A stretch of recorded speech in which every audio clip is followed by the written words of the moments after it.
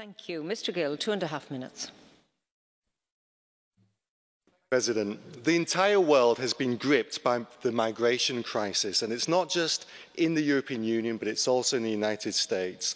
And we share a common challenge when it comes to dealing with the millions of people who are trying to illegally cross borders.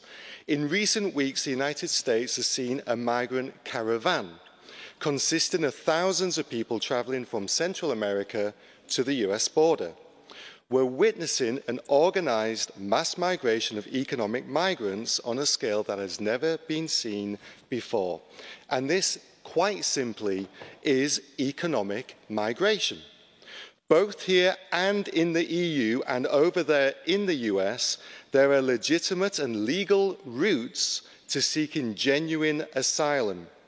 But these migrant caravans should not lead to permanent residence in the US. It has been said in this debate that they are not criminals. But if you enter a country illegally, you are breaking laws, and you are therefore a criminal. I think President Trump is right to send thousands of US troops to the border to stop the illegal entry of the migrants and to protect their national security. Let's just point out that the migrants are now in Mexico. Why are they not staying in Mexico? There's 129 million people who live in Mexico quite happily. Are you saying that everybody in Mexico should be leaving Mexico to go to America as well because it's unsafe there? Or are we saying that the migrants should stay in Mexico now that they are there?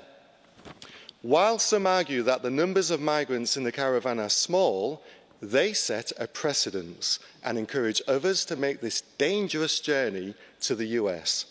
And since 2017, multiple caravans have headed to the border, and each time they are getting bigger and bigger.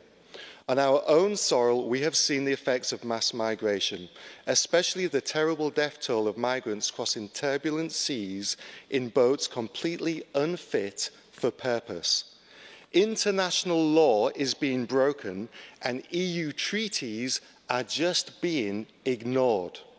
A government's main duty is the protection and the security of its citizens. Securing your nation's border, it's just common sense.